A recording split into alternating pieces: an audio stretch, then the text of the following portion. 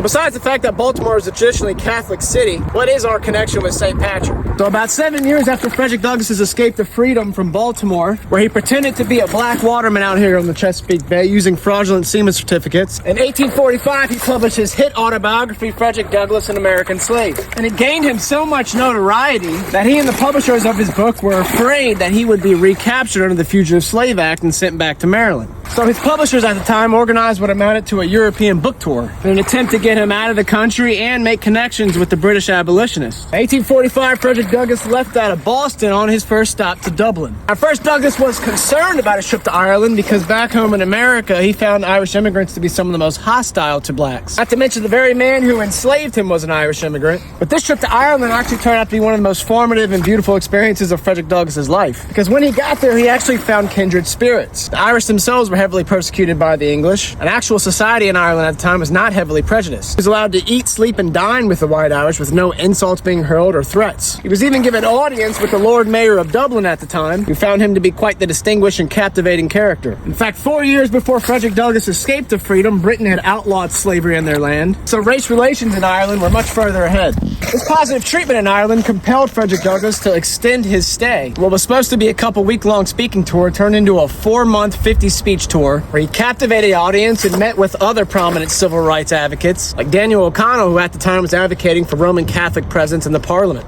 So it's widely felt in Ireland that Frederick Douglass was the second most famous anti-slavery writer to hit their shores, first being St. Patrick himself. See, about 1,400 years prior to Frederick Douglass's arrival in Ireland, St. Patrick was kidnapped into slavery himself off those shores. After having what he described as a divine supernatural experience with God, 6 years after his own enslavement, St. Patrick was able to escape himself out of slavery and return to Ireland, where he began to mission the Catholic faith to the Irish people, and also wrote his own autobiography detailing his account as a slave and vehemently protesting it in the book Confessio. Confessio is widely accepted as one of the first anti-slavery writings in human history, and he and Frederick Douglass are considered two of the most prominent anti-slavery writers of all time. From that precious time Frederick Douglass spent in Ireland, he started to view the world in the context of wanting freedom for all oppressed people across the world, and not just for other black Americans here at home. And so from one seaside community to another, Ireland, on this day we salute you. For those that are confused why it looks like we're just dumping more trash in the water, this is actually a boom collection system. We're sending it downriver so that we can take it out.